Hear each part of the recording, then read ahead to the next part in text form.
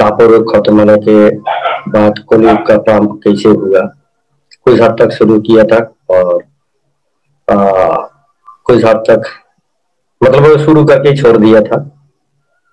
तो आज हम शुरू करने जा रहे हैं कि किशन भगवान के जो यदुवंश था वो तो खत्म हो चुका था। रूपमणि का जो वंशज था, मतलब किशन भगवान एक क्षत्रिय थे और रूपमणि क्षत्रिय थे, तो उनका वंशज का कुछ नहीं हुआ। उन लोग से कुरुक्षेत्र की जो विनाश हुआ और उससे पहले ही वो लोग जो है प्राग ज्योतिषपुर चले आए थे। उसके बाद असमय यज्ञ हुआ, उस टाइम भी वो लोग इधर ही थे, कभी कभी आना जाना करते थे। द्वारिका बर्बाद होने से पहले ये लोग पूरा सुरक्षित प्राग ज्योतिषपुर में आए थे। और उधर अर्जुन का जो वंशज था वो भी मुन्नो का लड़का परीक्षित, जिसकी सर से जो है दिमाग से जो है कलयुग का आगमन हुआ। और परीक्षित तो ये सांप वाला कहानी से परीक्षित भी मर चुका था। फिर इधर भगदत्त की, हमारी उस टाइम प्राग ज्योतिषपुर के महाराजा भगदत्त, उनका भी ध्यान हुआ था कुरुक्षेत्र में। उनका दाहिने भुजा करनी माता कुरुक्षेत्र से कुचबिहार की दीनहटा तक लेके आया। फिर भगदत्त की दो लड़का था, एक था वज्रदत्त और एक था पुष्पदत्त। तो दोनों को ये मतलब ऐसा लगा था उस टाइम, उस जमाने की कहावत के हिसाब से, कि हमारी पिताजी का जो देह संस्कार हुआ उसमें दाहिना हाथ नहीं था। इसीलिए बाद में पिताजी का भी जन्म लेगा तो कई विकलांग में ना पैदा हो जाए, दाहिने हाथ है नहीं तो विकलांग में ना पैदा हो जाए। इसीलिए दोनों फिर माता की पूजा किया। फिर माता ने दोनों को बता दिया कि तुम्हारी पिताजी के हाथ इधर तुम्हें पश्चिम की ओर मिलेंगे। तो इधर पश्चिम तक चला आया तो ये ढूंढते ढूंढते ढूंढते ढूंढते इनको मिला नहीं। वो जो दाहिना हाथ था, दाहिना भुजा था जिसमें चंडी मैया की कवच था, वो मिला नहीं था। तो इधर आकर भगदत्त महाराजा की दो बेटा, एक अभी राजा बनना था और एक को सेनापति या मंत्री बनना था। लेकिन यही दोनों अगर उस वेशभूषा में किसी दूसरी एरिया में, मतलब राज तो यही है लेकिन राज के अंदर भी तो दुश्मन होता है, तो इधर अगर उस हालात में घूमेंगे तो फिर कोई दुश्मन नया करके बन के उनको मार भी सकता है। इसीलिए उन लोगों ने अपना परिचय को गोपन कर दिया। मतलब जो वज्रदत्त था और पुष्पदत्त था, तो ये दोनों भाई क्या किया, परिचय दिया टोयराकांतो और उमाकांतो। फिर इधर रहने लग गया था वो लोग, लेकिन उनको दाहिनी भुजा नहीं मिला, ढूंढते ही रह गए, ढूंढते ही रह गए। फिर उमाकांतो की एक लड़का हुआ जिसका नाम था कांतेश्वर।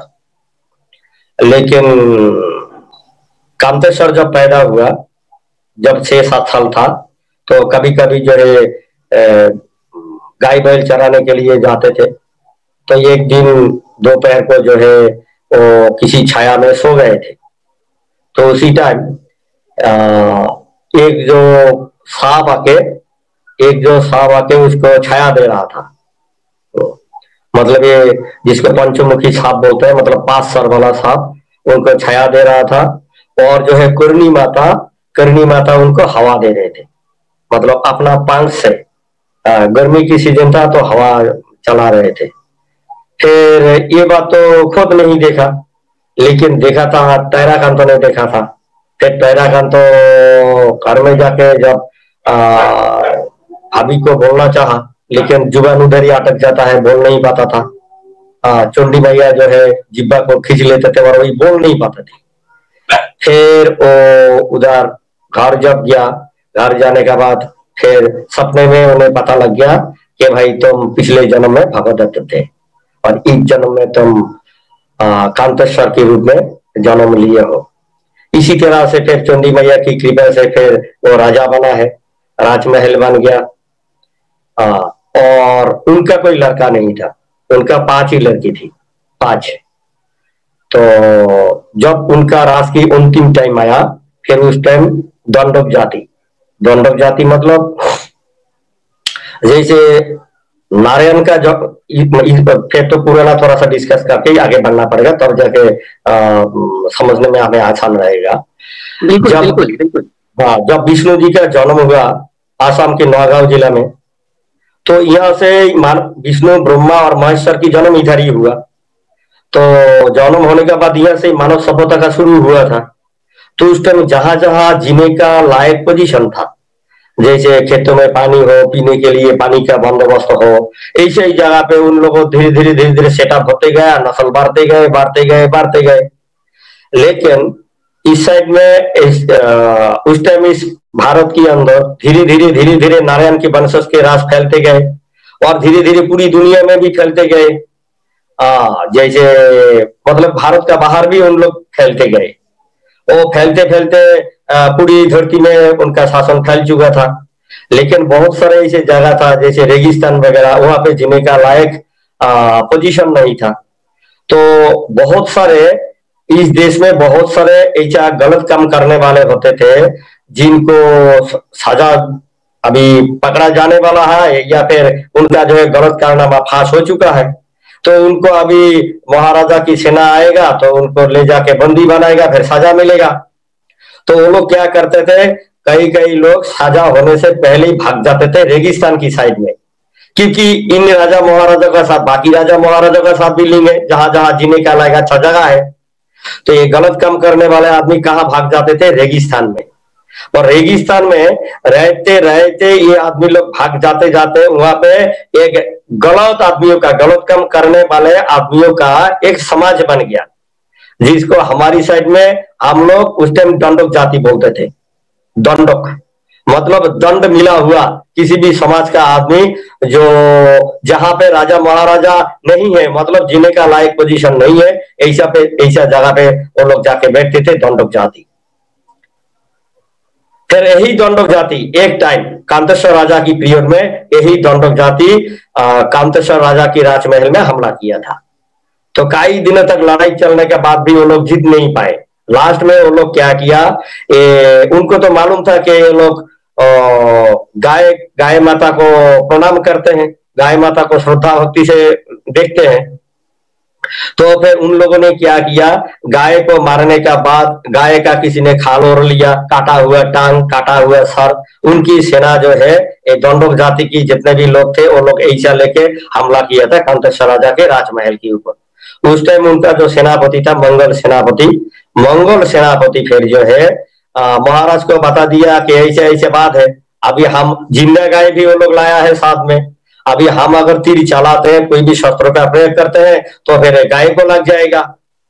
तो तब महाराजा ने बोला है कि हम समझ गए, माता चंडी जो बोला है कि तुम एक पुरुष का जो है राजा बनोगे, तो हमारी अभी पीरियड खत्म हो चुका है, इसीलिए जो है इस लड़ाई को हम नहीं करेंगे जिस लड़ाई में गाय माता के ऊपर जो है हमारी शस्त्र जाके लग सकता है, कोई भी तीर जाके लग सकता है, कोई जो है भाला लग सकता है। फिर और चंडी भैया की ये भी वरदान था, मतलब शिव जी का एक वरदान था कि जब कभी ऐसा माहौल आएगा, वो माहौल ऐसा आएगा उनको पहले भी बता दिया था कि उस टाइम तुम लोग जो है बिल्कुल पत्थर बन जाना है, मतलब ये शरीर को त्यागने का तुम्हारे पास सामर्थ्य रहेगा। फिर उसी टाइम मंगल को बोला कि तुम यहाँ से निकल जाओ, और बाकी हम जो है यहाँ पे पत्थर होने वाला जो मतलब ये लुप्त होने का जो जिसके पास वरदान है, ये लोग इधर हम लुप्त हो जाएंगे, तुम यहाँ से निकल जाओ। फिर उधर सारे कांतेश्वर राजा से लेके उनका बेटी वो सब उधर ही लुप्त हो चुका था, और इधर जो है मंगोल सेनापति अपना बच्चा को लेके इस राज छोड़ के उत्तर दिशा में वो चले गए थे, जंगलों की ओर चले गए थे। फिर उसके बाद फिर वही लोग फिर वहां पे जब तोड़फोड़ करने लग गया, फिर उस टाइम जो है उनका जो है मतलब सेकेंड वर्ल्ड वॉर जिस तरह से मासान रणनीति के द्वारा जो हिटलर जापान की सेना का बर्बादी हुआ था, उसी तरह से दंडक जाति का जो सेना था उनका उसी तरह से बर्बाद हुआ था। और फिर वो लोग इधर वो तो जीते भी नहीं थे, क्योंकि लड़ाई गौ माता के कारण से लड़ाई ऐसे ही छोड़ दिया था। तो समझ लीजिए कि उनका जीता हुआ ही हाल था। लेकिन फिर भी जब देखा कि किसी का भाई डायरिया हो रहा है, कलेरा हो रहा है, आंखों से खून निकल रहा है, मतलब ये प्राकृतिक आपदा उनको जब घेर लिया, फिर उन लोग समझ गया कि इसको जो है हम जो है अपना बस में नहीं रख सकते। फिर वो लोग भी भाग चुका था यहाँ से। फिर मंगोल सेनापति की जो लड़का था उसका नाम था हरिदास। लेकिन बहुत सारे लोग उसे बचा है तो उसको हरिया हरिया बोलते थे। हरिदास को बोलते थे हरिया, मतलब शॉर्टकट। जैसे किसी का नाम है हरीश चंद्र तो बोल रहा है भाई ये हरीश हरीश हरीश। मेरा नाम है निताई चंद्र रॉय तो कोई बोल रहा है एनसी एनसी एनसी, मतलब निताई चंद्र, या कोई बोल रहा है रॉय। उसी तरह से उसे बोलता था। हरिदास नाम था लेकिन नाम हो गया हरिया। लेकिन वो लोग टाइटल सिंह ही लिखते थे। ये मंगल सिंह उनका नाम था सेनापति का। फिर इसी हरिया बाद में सेनापति का लड़का था, खून तो वही था, उसका पिताजी मर चुके थे टेंशन में। लेकिन फिर भी जो है जब खून इतना तगड़ा था तो लड़का तो तगड़ा होना ही था। फिर ये क्या किया, उस समाज के अंदर समाज की मुखिया बन गया, काई समाज की मुखिया बन गया। तो अब जाके उन्हें मंडल उपाधि मिला। लेकिन वो लोग मंडल नहीं थे, मंडल एक वो मिला, मतलब उपाधि मिला है। जैसे टाइटल नहीं है, मंडल टाइटल नहीं है। जैसे राय चौधरी है या चौधरी है या साहेब है। तो अभी कांतेश्वर राजा के राजपाट में दंडक जाति का हमला हुआ और यहाँ से मंगल सिंह के जो लड़का था हरिया मंडल, मतलब हरिदास सिंह, जिसको हरिया मंडल नाम से जाना गया। लेकिन इसका बीच में और एक कहानी है। ये बोलने का मतलब ये था कि कांतेश्वर राजा का सेनापति का वंशज बाद में उनका क्या हाल हुआ, तो हम यह तो इस बात को रखेंगे। लेकिन बीच में और एक कहानी हुआ, बीच में और एक कहानी हुआ। और बीच में जो राज चलाया था उमाकांत की जो वंश था, उमाकांत की वंश था कांतेश्वर राजा। और कांतेश्वर राजा फिर खत्म होने के बाद उनका भाई जो उमाकांत और जो है टोयराकांत, फिर टोयराकांत का वंशज फिर जो है राज शुरू किया था। टोयराकांत का वंशज फिर राज शुरू कर दिया था। फिर टोयराकांत के, मैं गलत बोला सब, एक बोलने में मिस्टेक हुआ। जैसे जी, आप उसे ठीक कर दीजिए, कहाँ गलती हुई है। हाँ, थोड़ा सा मिस्टेक हो गया क्योंकि मंगोल सेनापति का वंशज था वो, लड़का नहीं था, वंशज था वो हरिया मंडल।